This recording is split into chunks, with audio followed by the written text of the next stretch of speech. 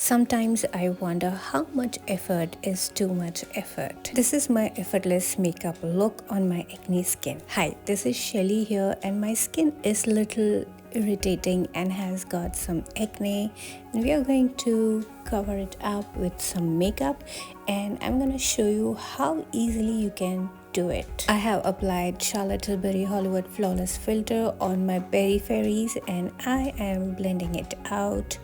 I'm taking much time to blend the product so that my skin looks little even before we start doing the makeup. And as you have seen, my central portion of the face, I have not applied any of the products and it is bare so that my pores do not get enhanced. Now I'm taking Dior Forever Undercover Foundation. I'm just taking a pea size amount and doing some dotting method, which I have previously told you that this method is very good for thin even base. After distributing the foundation all over the face with dotting method, I'm blending it out with the same brush which I had used earlier, and I'm just tapping it all over my face so that this matte formula sits well onto the skin before buffing it out, because when you are dealing with a natural matte finish foundation, you need to tap it down before blending it out with buffing technique. Take the time to blend the foundation, and the key to seamless makeup is the blending technique. So remember, blending is the key to flawless makeup. Now whatever is left on your brush, you must blend it out onto your neck as well so that the whole look becomes cohesive and your neck is not left out. Moving on to the concealer, I'm using NYX HD concealer. I'm putting it underneath my eyes and onto the pimples which are active, and I'm just going to highlight the central part of my face as well. As you can see, I'm breaking out onto my chin area and onto the central part of the forehead. So I'm just placing the concealer and doing contour with Charlotte Tilbury contouring wand so that the concealer which we have placed, it's gonna marinate or something like that. So I'm placing the contour onto my cheeks, on the forehead and onto my lower chin area to hide my double chin, and I'm using a Real Techniques buffing brush, and with the tapping motion I'm blending the contour. This is the perfect way not to move the contour on the sides and just place it on to where it is supposed to be. Don't forget to bring the contour near to your lower earlobes so that it gives a very chiseled jaw effect onto the sides as well. For the forehead, I am blending towards the hairline and not towards the central part of the forehead. You have to blend towards the hairline so that your contour do not get mixed with the highlighting concealer which we have already placed.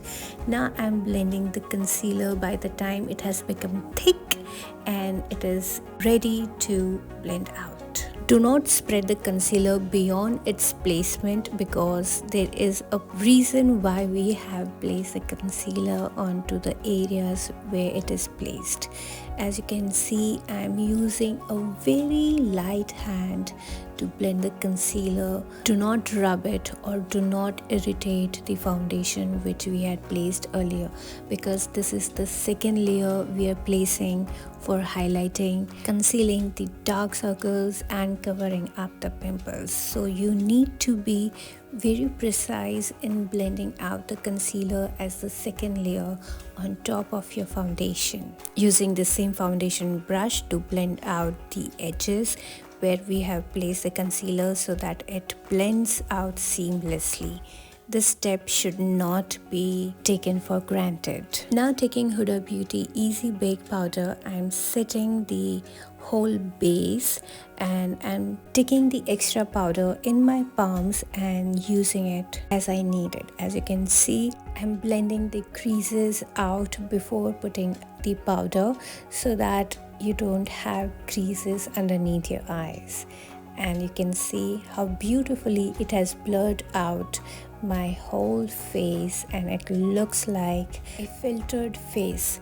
Moving on to the eyebrows, I'm using Anastasia Dip Brow Pomade in the shade dark brown. Before placing the product, I'm just brushing my eyebrows and putting the product from the center of my brows.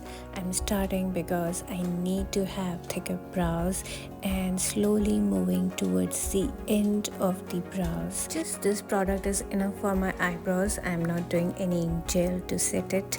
It is fine.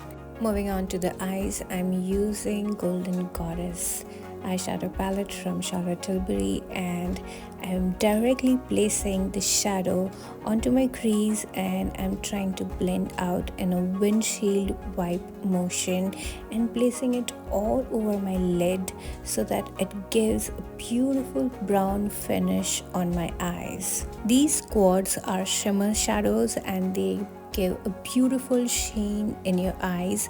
Usually the crease eyeshadows are never shimmery, but for Charlotte Tilbury eyeshadows, she always use shimmery shadows onto the crease as well as onto the lids.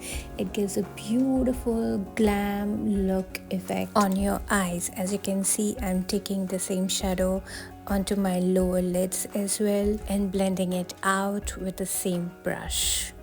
Moving on to another shade. This one is little sparkly shimmery shadow. I'm placing it onto my lids and it gives beautiful wet look on the eyes. Camera is not doing the justice to show how beautiful this effect looks, but it shines like diamonds or the stars in the sky.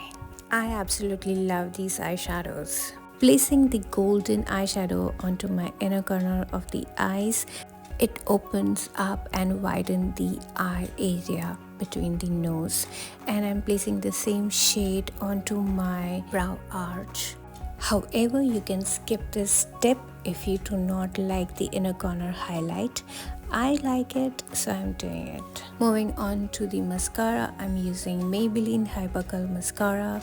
This is gonna open up my lashes and it is gonna make my eyes pop even further. It's a good mascara though, and it cost just a dime. So the wand of the mascara is a little curved and I'm taking the curved area to do it onto my lower lashes, and it fits perfectly well on the lower lashes. Moving on to the blush, I'm using NARS Orgasm palette. It has got two shades, Orgasm and Super Orgasm. Both are super amazing. I'm placing the blush in a manner that it lifts up the cheeks and gives me a very lifted effect. However, you can do any kind of a blush placement look. I'm just doing a lifted cheek technique today. Also, I like to apply some blush onto my nose as well so that it looks a little cute. Moving on to the lips, I'm using good old MAC lipstick. This is in the shade Mocha and it is giving the peachy nude effect. I love this shade. It is one of my most worn shades and it matches all the looks which I create with it. If you know, MAC lipsticks have castor oil in it and it gives hydration to your lips so it doesn't dry out and it remains supple throughout the day. Moving on to the lip liner, I am using Deborah Milano lip liner. I don't know the shade, but it is brown, I think, and I'm just placing the liner onto my lipstick. I'm going the other way around. Have you seen that? Moving on to the highlighter, I'm using Charlotte Tilbury Superstar highlighter. Look at the pan.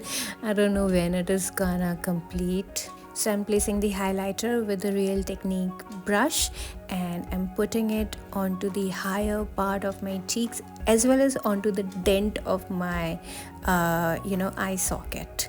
It gives a beautiful fuller effect when I turn my head on the side. As you can see, I'm placing it on the temples as well. You can apply the highlighter onto your cheeks, but I don't do that. I'm just placing it onto my nose and the sides of the nose. And that's it. The effortless makeup is done. I'm opening up my hair and just parting it onto the sides, and this is how the makeup has turned out. If you like this kind of a makeup looks, then please follow for more such makeup videos, and I'll see you in my next video. Lots of love to you. Bye.